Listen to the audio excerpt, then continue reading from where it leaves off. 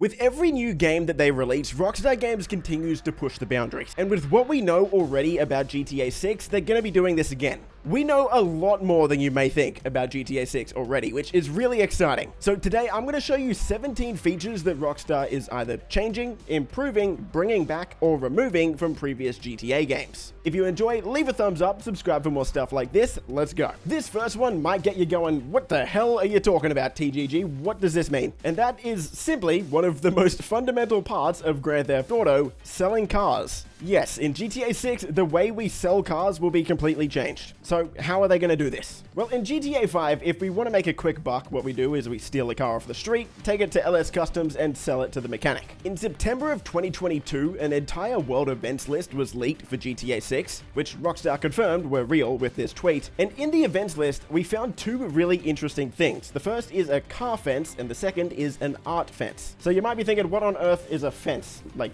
a fence? No, not that type of fence, this type of fence. And I'll use Red Dead Redemption 2 as an example because they already exist there. A fence is basically a middleman, right? You steal something illegal, you sell it to a fence, who then takes care of it and sells it to someone else. And like I said, we have car fences and art fences in GTA 6. So Red Dead Redemption 2 doesn't have cars, okay? So what's the equivalent of a car in Red Dead Redemption 2? It's a horse. Now, if Red Dead 2 was like GTA 5, you would just steal a horse and then go sell it at the stables. But you can't do that. Instead, there is a specific vendor on the map called a horse fence. Same goes with this example here, where I steal a stagecoach and we have to take it to a stagecoach fence. And this is the only place that I can sell a stagecoach. So if I go ahead and sell it to this fence, his name's Seamus, by the way, if you haven't played Red Dead 2, he'll open up the door for me, I take it in, and he pays me. So the days of taking a car to LS Customs to make a quick buck looks like it's behind us. It looks like we will still be able to sell cars, just not at the local mechanic, which I think is pretty cool. Now, speaking of stealing cars and selling them, you know, one of the core features of Grand Theft Auto, it's literally in the name. The way we steal cars in GTA 6 is actually changing as well. Kind of crazy, I know, because in all of Grand Theft Auto, this system has never changed. This is what it looks like to steal a car in GTA 5. You pull someone out of the car and take it. But what about parked cars? In GTA 5, we just go up, smash the window, and hotwire it. It doesn't look like this is how we're going to steal parked cars in GTA 6. As again, from the September 2022 gameplay leaks, we found two items that are specifically related to stealing cars. The first is an immobilizer bypass, and the second is a Slim Jim. So the immobilizer bypass will be for stealing higher-end cars, and a Slim Jim will be used to unlock older cars. From what we can see in the leaked events list, it looks as though this is going to be some sort of pretty quick and easy minigame where you use this item and steal the car. I don't expect this to be really difficult because normally you want this to be a pretty quick process in Grand Theft Auto, but what's funny is you can actually fail this event. So you can fail to steal a car.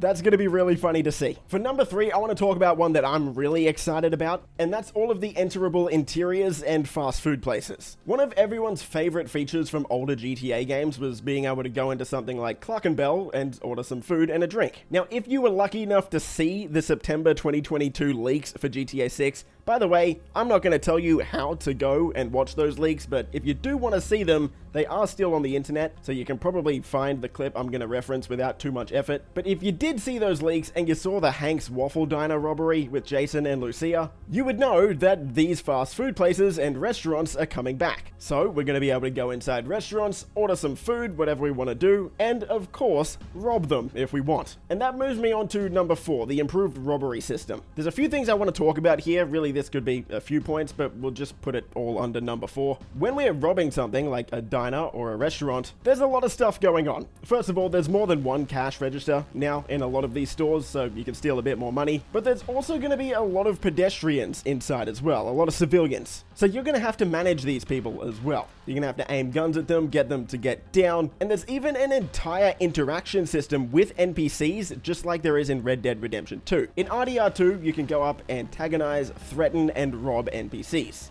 You can do this in GTA 6 as well. When Lucia aims her gun at one of the NPCs in the leaked clip, you can see the options rob, threaten, and then there's one more option. There's actually 3 options, but we can't see what that other one is. So this is what a store robbery looks like in GTA 5, and in the background, you would have seen what a store robbery looks like in Red Dead Redemption 2. You can see that you interact with almost every person that's part of the robbery. Some of them can give you information, some of them you're going to have to tie down, and some of them you're going to have to question and threaten for more information. All of these systems will be present in the robbery systems in GTA 6 as well. Moving towards the end of the robbery, the police show up. Now, the police don't show up straight away, so there's another change, by the way. The cops don't just show up. They actually take some time to dispatch now, which is kind of cool. But let's move into number 5 and number 6 with police systems. So at number 5, pretty quick and simple one, you can now surrender to police if you want. This is what it looks like in Red Dead Redemption 2. In GTA 5, the surrender system is really janky and kind of strange.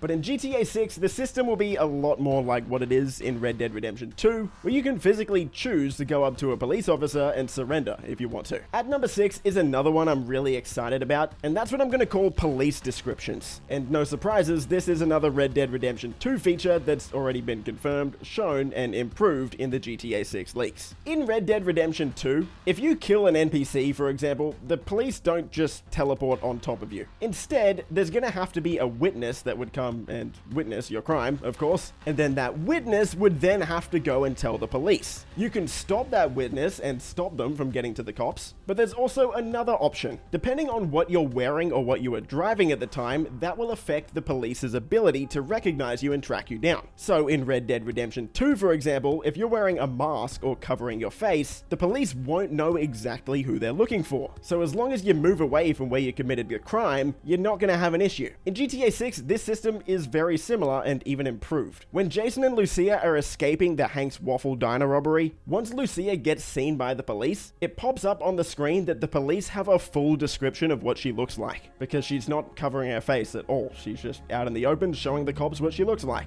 After that, they jump into Jason's car, and at that point it pops up on the screen saying any vehicle you are seen entering will be known to the law. So both of these are massive improvements on GTA 5. If the cops don't know which car you get into, they don't know who they're going to be looking for. And if you're a bit more smart or clever when you're committing these crimes and you cover your face, for example, or take out any witnesses, the police won't be able to find you, or they won't even be notified. At number 7, we have changes to the vehicle shooting mechanics. In GTA 5, the vehicle shooting mechanics are okay.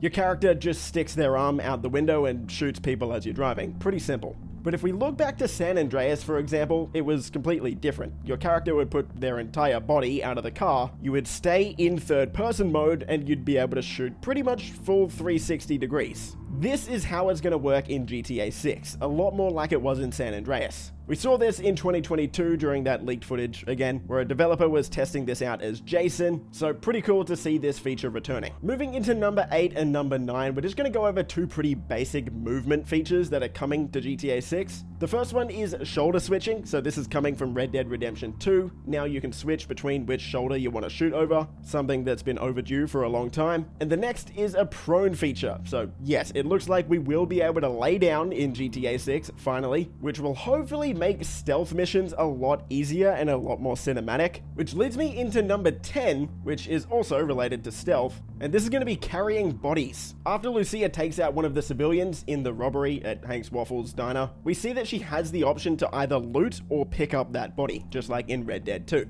So we can loot every single NPC now, which is pretty nice. But the fact that we can now move bodies is going to completely change stealth in this game. If you've played GTA 5 or GTA Online, any stealth mission, it can be absolute hell sometimes, let's be honest. So the fact that we can improve stealth by moving bodies is going to be absolutely awesome. Sticking with stealth with the 11th feature, GTA 6 will change how security cameras work. Now again, if you've played GTA 5 or GTA Online, you'd know that this feature isn't too fantastic. The split second you enter a camera's line of sight, you get detected. But in the GTA 6 leaks, in one of the clips you can see Jason sneaking around what looks to be some sort of gang hideout. He's hiding behind cars and moving cover.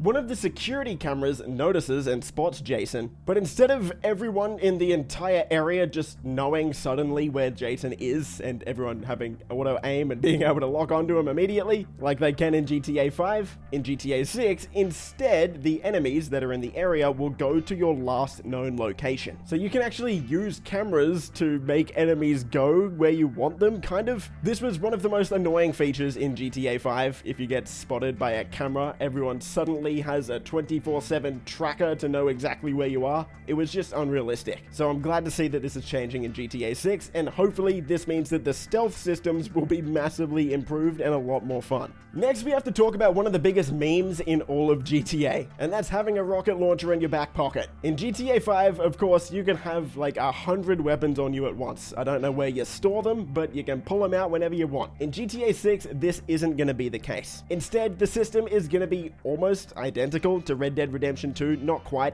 In fact, here's what the exact system is going to look like, or at least this is what it looked like in the 2022 leaks. This is a fan recreation of what we saw. But in all honesty, I've seen the 2022 leaks and it looks pretty much the exact same as Red Dead Redemption 2 system. So let's just talk about what it's like in Red Dead 2. You can't just walk around with 20 heavy weapons in your back pocket. Instead, you can have your one-handed weapon, so a pistol. You can have your melee weapons, your throwables, and all of that, but you can only have 2 heavy weapons or two-handed weapons. Now, what's going to be interesting in GTA 6 is how we actually get more weapons or where we store our weapons. That's what we don't know. Red Dead Redemption 2 handled it by putting all of your weapons on your horse, so if you want to change weapons, you gotta go back to your horse. In GTA 6, we don't know how you do it. If I was gonna guess, like if I had to take a guess right now, I would say probably we would have to go back to our car and change weapons there, which again opens up another entire can of worms that is unconfirmed, so I don't want to go too far deep down that rabbit hole. But for right now, all we know is that you can only carry 2 heavy weapons and a pistol, along with your throwables, melee weapons, and other stuff. Next, I want to talk about the healing system, because GTA 5's healing system is very basic and kind of strange. So in GTA 5, you heal by eating snacks, and in GTA 6, we already know this is changing. Now, food items and drinks will still be available, as you can see in the items and tools list here in the GTA 6 document, link in the description below. But here you can also see stuff like trauma kits and painkillers, and this is where it kind of gets confusing. So right now, we don't know exactly how the healing system will work in GTA 6, but we know it's going to be a bit more in depth than just eating snacks. Maybe food and drink will heal some stuff, but for more serious stuff, you'd need painkillers or trauma kits. It's too early to tell. All we know at this stage is it's going to be changing. Next, I want to talk about Eagle Eye. This is a feature from Red Dead Redemption,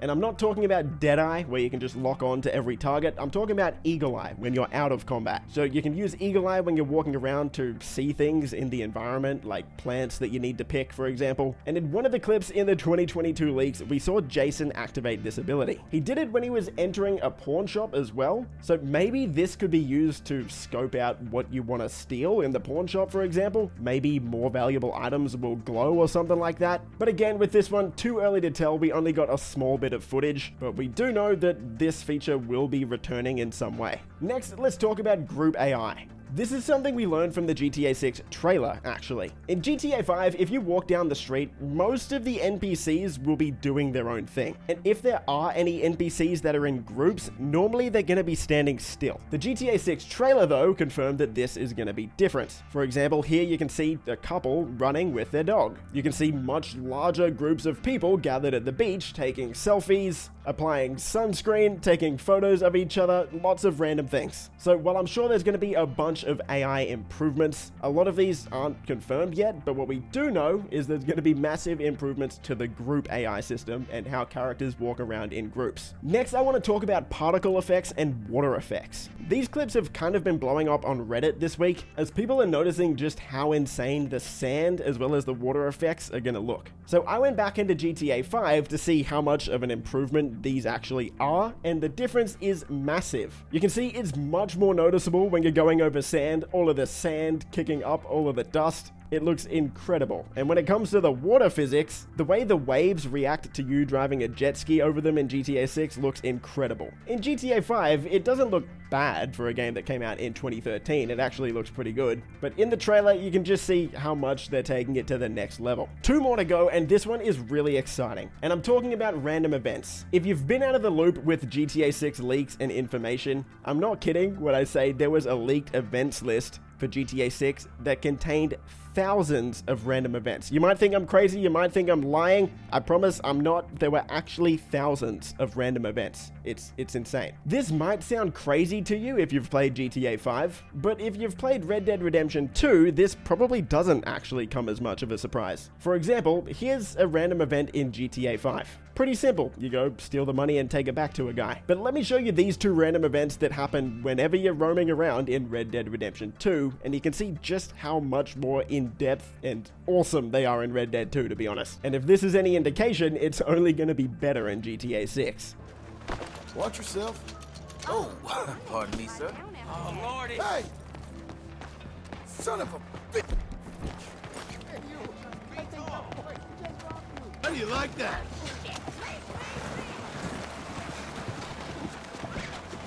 God damn it! Give me the money. Jesus. Now! It'll never happen again. I swear. Something wrong?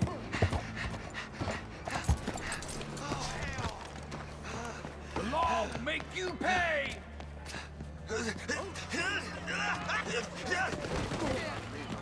Just let the law handle this, don't worry. That's how Look a out, lawman mister. solves a problem. Now that's what I call a good day's work. What the hell happened?